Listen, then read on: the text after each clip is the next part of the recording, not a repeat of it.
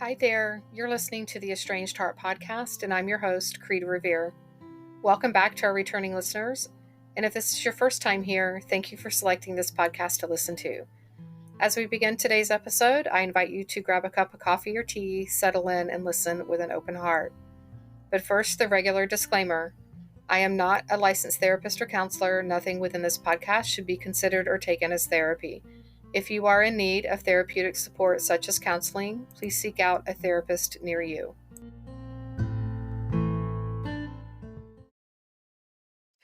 Hi there, welcome back. As a reminder, the next cohort of support groups for estranged moms or recently reconciled moms or estranged adult children will be starting the week of September the 9th. So if you're interested in joining one of these groups, they're capped and limited to a maximum of 10 participants each. There will be two estranged mothers groups, one in the morning during the week and one in the evening during the week. So if you're interested in attending any one of these, please email me, theestrangedheart@gmail.com, and I can send you the information to register. Also, I am seeking estranged mothers and recently reconciled moms who may be interested in sharing their story on the podcast. I know that folks really enjoy hearing, I say enjoy, folks get a lot out of hearing people's stories, and it helps them to feel less alone. It helps them to feel, oh my gosh, there's someone else out there that gets what I'm going through, and it helps to provide perspective as well. So if you're interested in sharing your story, um, and there are a variety of ways to do that. If you don't necessarily want to be on air, so to speak, showing my age uh, there are other ways to do that. So feel free to reach out again by email, theestrangedheart@gmail.com. You can also go to the website and send me a message there. Website is theestrangedheart.com. And yeah, I think that's about it. We are approaching here the end of August. I cannot believe that we are almost in the fall. And there, again, is lots of new and exciting things coming that will be discussed in September and October. So stay tuned for those. So, on to today's episode, and um, it's titled The Good Son, My Son, SONshine, How Favoritism Without Acknowledgement, Accountability, and Amends Can Prohibit Any Chance of Reconciliation. And this episode came about from my personal experience, both as an estranged parent and estranged adult daughter, formerly, and from my professional experience, because this is something that I hear quite often from the adult children, and it is something that I notice a lot of with estranged parents in their language and the words that they use. I can say I'm relatively certain that none of them are consciously aware of what they're doing and how it negatively impacts their children, the estrangement, and potential reconciliation. So I just want to preface this episode by saying that. It could have easily been titled, Why Referring to Your Non Estranged Child as the Good Child Hurts More Than You Think. So, in this episode, and there will be an expanded piece of this on the blog that will come out on Wednesday of next week on the 29th of August. So if you're looking for additional information, more details, things like that, I would direct you to the blog, and again, located at the website, theestrangedheart.com. But we'll be covering sibling comparison, the emotional impact on the estranged child, and how this practice of favoritism hinders reconciliation. So I want to start by saying, you know, my family has a deep history with favoritism, and it's something that I experienced all of my life up to and including today. It's something my sister has experienced up to and including to today. It is also something that I believe our children experience, have experienced, and continue to experience. Although, with my awareness, I am trying to course correct where that is concerned. And I had a discussion, a small discussion about this with one of my daughters recently, and which afforded me insight as to her experience of this. And um, I'm really appreciative of her willingness to help me to understand more about how it has impacted her, and how it isn't necessarily a, direct, I am favoring one child over the other. It comes about more often, I think, on some level, through a perceived, I'm trying to help one child um, who has, there's parents who have one kid who has medical issues and concerns. The other child doesn't require as much attention where things like that are concerned. One kid has more struggles and needs additional attention with school things, things along those lines, right? So this is a very complex thing. It's not something that is black and white, and I want to begin there because I think that that is oftentimes the crux of all of this is the parent's view when a child comes to them and says, you're playing favorites, and the parent says, no, I'm not. I love you both the same, or I love all four of you the same, or no one's my favorite. I treat you all the same, right? So it's not that easy.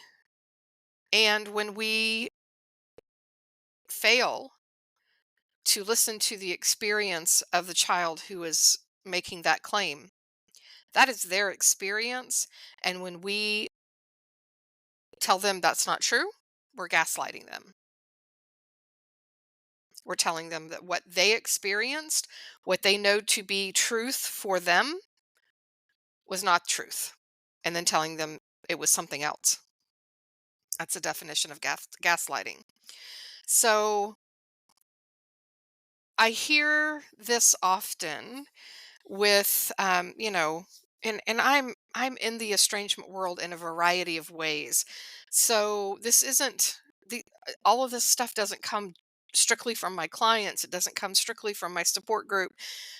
It comes from a variety of ways. I am involved in a variety of online support groups, in the estrangement world.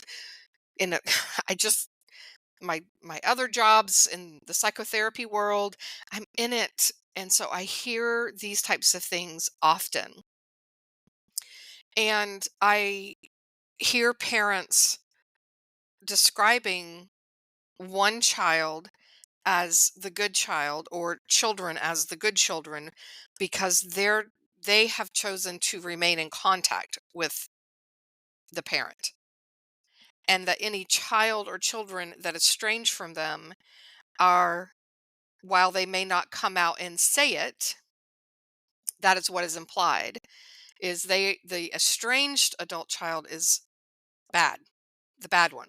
I have the good one or the good ones over here, and the bad one or the bad ones over here. And I want you to stop for a second and think about how, number one, I've done several episodes where I've talked about words and labels and the importance of those and how harmful they can be.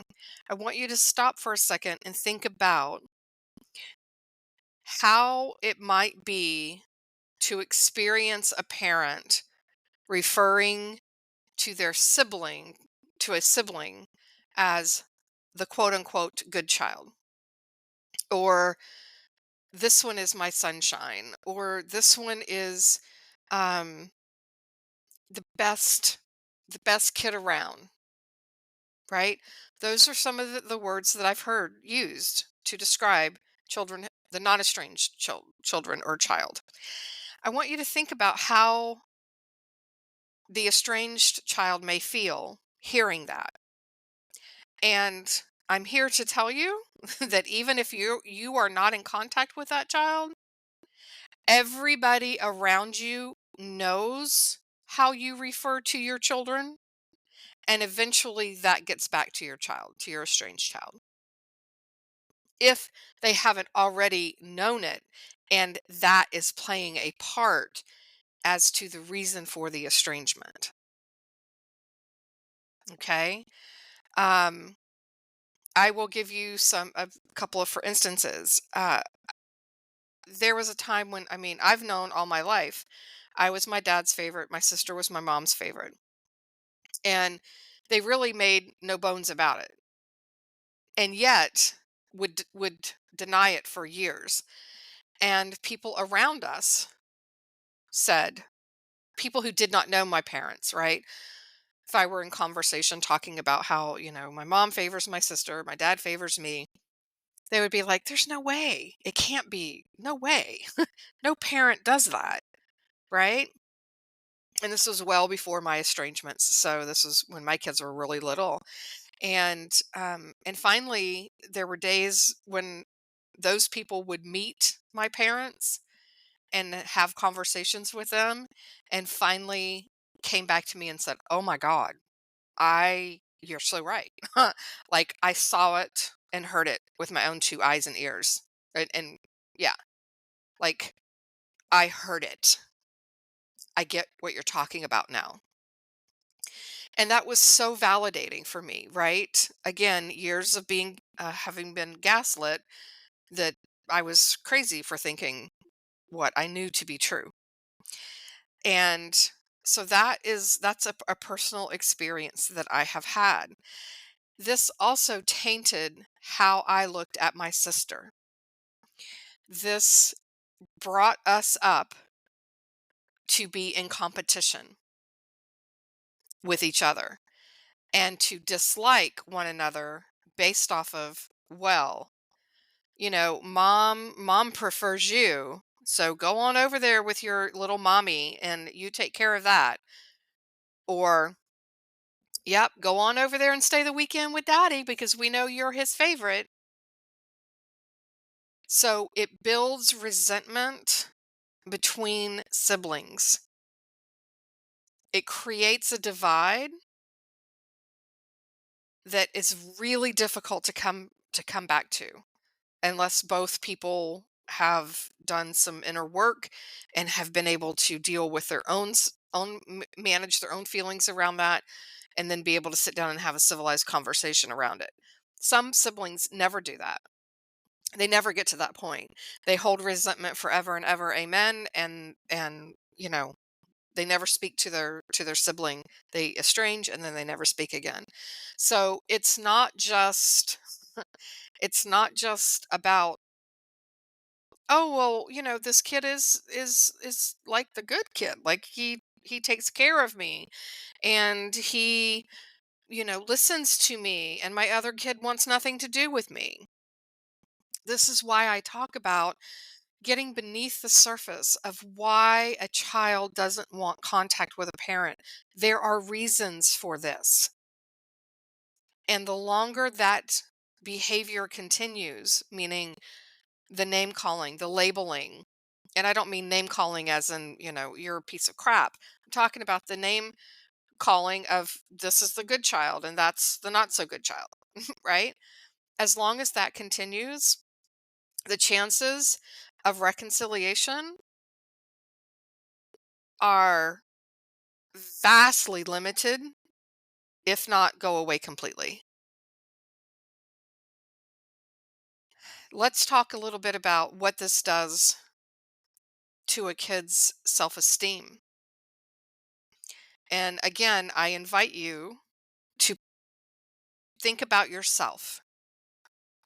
If one of your parents called a sibling the good kid and you were known as the bad kid, right?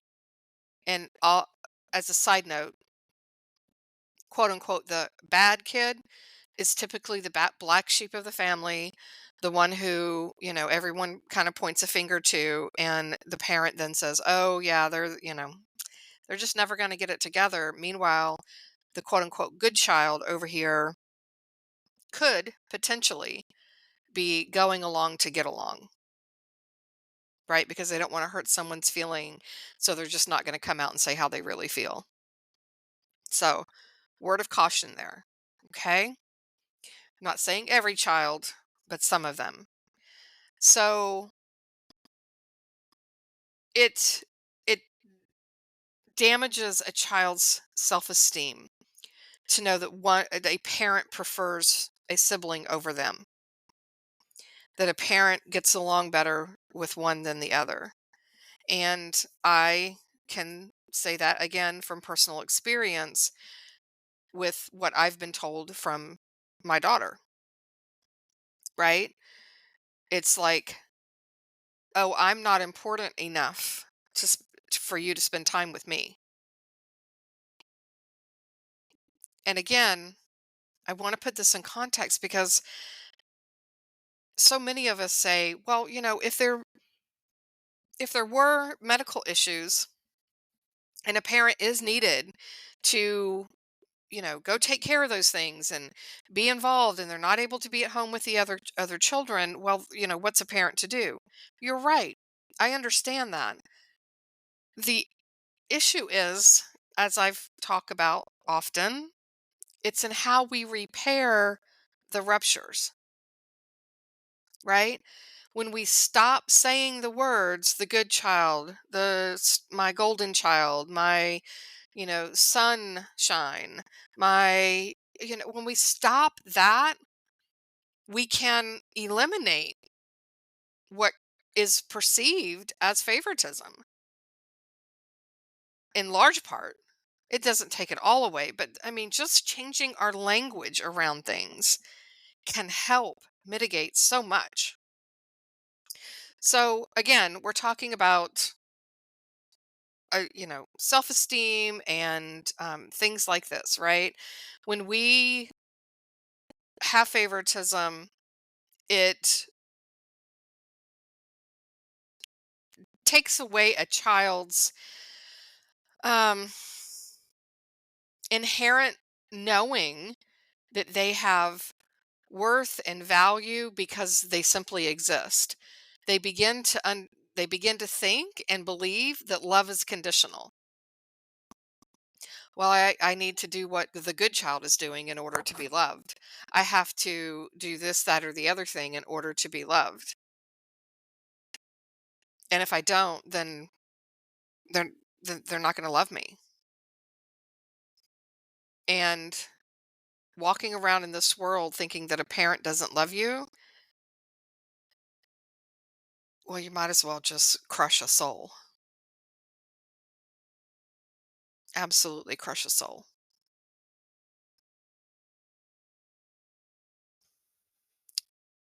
So the invitation is to look at it from the child's perspective, not your perspective as an adult with reasoning and all the things that we know about from having several decades of lived experience on our children,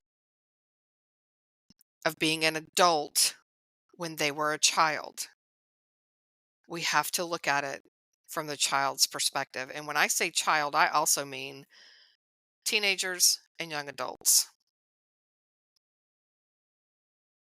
Okay. Um, yeah, the rivalry, the resentment between siblings, um, it inhibits, any sort of authentic relationship among siblings. It fuels self-doubt. Maybe I don't. Maybe what I'm thinking isn't really happening. Maybe what I feel that isn't really real. Um, and sometimes it can like seal in fixed identities. So, the old saying, well, if the first time I heard it was in context of infidelity. Oh, you're going to accuse me of cheating? Well, I'll give you a reason to accuse me, right? If you've not been cheating, right? So the child says, oh, I'm the bad child. Okay, I'll give you a reason to call me the bad child, right? They'll live up to it. Um, they will potentially do things to constantly do the comparison and in an attempt to reach validation. Again, validation is so huge. Um, it's just can't stress it enough. It perpetuates family tensions and conflicts, and above everything else, it prevents healing and reconciliation. It prevents it stunts the ability unless the child really takes it on themselves, and it takes a shit ton of work and therapy to gain confidence and belief in oneself and that you matter and you have purpose and place in this world, and it's not based off of anything that you do, but it's simply for the fact that you exist. Parents set the tone for that, and our words are powerful, and not just what we speak to our children, but what we speak of our children. Okay. So you might be asking yourself, why would a parent do these things? Right? Unknowingly, subconscious reasons for labeling a child, to seek validation for parenting choices, right? Um, might label one child the good one to affirm the belief that your parenting style was effective, right? Especially if you're a little insecure because of the estrangement or how another child sees you. It could be done to ease guilt or regret. Um, Labeling the one child as the good one um, can help alleviate guilt or regret over um, mis- mistakes made with the estranged adult child, right? By focusing everything on the one child who remains connected, and yeah, and uh, avoid confronting painful emotions and things that come with estrangement, right? It could happen for defensiveness and self-protection. um, Feelings of rejection really reinforces a narrative, I guess, that one child chose right, right, to remain in relationship with us, when the other one didn't. And so we can get really defensive around that. And it's a way to self protect. And I get it. I've been there. I totally understand um, what that is like. It can simplify complex emotions. So here we go again with like the black and white thinking, right? And the complex emotions of anger and disappointment and fear are hard to process, especially when you've grown up, as most older parents did, being told in some way to not feel their feelings. Well, you may have felt them, but you certainly weren't to give voice to them, right? So by labeling a child the good one and focusing on that one, it helps a parent to avoid the deeper reflection that's needed, really, when we're talking about estrangement. And they could be projecting unmet needs of their own. Sit with that for a second, right? Um, because the quote unquote good child could be fulfilling your needs as a parent for validation, love, and connection. Okay? Where you feel like you're not getting that from the estranged child. It can also help you to avoid accountability for the estrangement. It can distance yourself from the estranged adult child's pain and placing blame on their behavior instead of looking at your own role in the estrangement experience, right? It can be coping with fear and loss and reinforcing familiar family roles. Again, history kind of repeats itself. And it also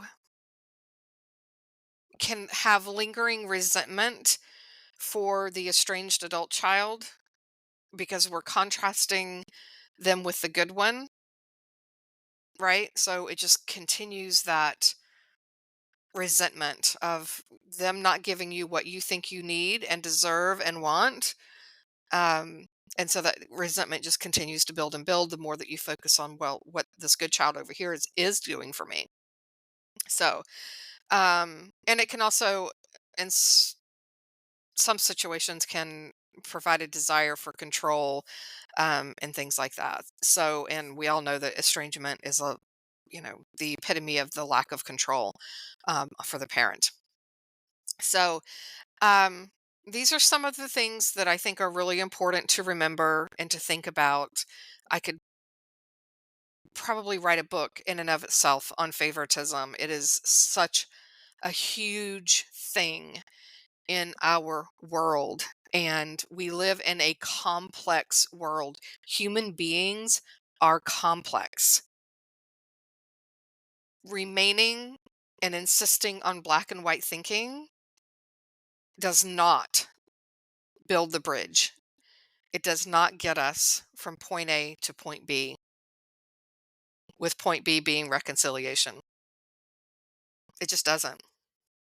We have to be able to think along the complexities of all of these things. This is why I talk about, again, getting beneath the behaviors, right? Behaviors we tend to think of black and white thinking. It's either right or it's wrong. And that I don't see that as the case anymore. I just don't. There's a reason why everyone does what they do, to including up to and including the worst of the worst, those who have taken lives, are in prison, and those types of things. There's a reason why those people have committed things that most of us could never think about doing. And one of these days, I'm going to find the study that was done on death row inmates by a psychologist. And his finding was that every person on death row suffered from immense childhood traumas, the worst of the worst, experienced the worst of the worst as a child. And I am not placing parents in that camp that listen to this podcast. I'm trying to get you to open your eyes and open your hearts to understand there is a reason why your children have chosen estrangement or no contact. And insisting that there is not a reason that is quote unquote valid is not going to move the needle on healing that relationship and reconciling. We must look at our behaviors and what's beneath our behaviors, what's beneath our words. Just as important. Okay, I am going to leave it here for today. Again, follow up with the blog if you want more detailed information, and or reach out for coaching support, consultation, what have you. All of that can be done and scheduled through my website, theestrangedheart.com. And as a reminder too, there will be a validation workshop in October. So be listening for information forthcoming on that. And I believe that will be all for today. Until next time.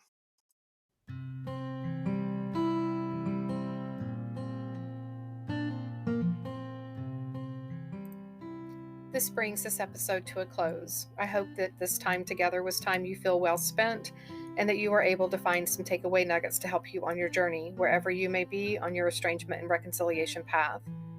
If you feel you've received something helpful or positive from this podcast, please consider following us, sharing this podcast with others, leaving a positive review, perhaps entertaining becoming a guest on our show, or following us on social media, on Instagram, Facebook, and TikTok under the same name, The Estranged Heart.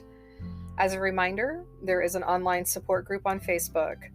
If you are a estranged mom who identifies as being spiritual and approaches estrangement with a sense of curiosity rather than blame and judgment, and desire to do inner self-work and reflection, please seek us out. We can be found at facebook.com/estranged mothers support group. And lastly, if you are an estranged parent or an estranged adult child and would like to have your story shared on the podcast, anonymously or not, please reach out to me via email at theestrangedheart@gmail.com.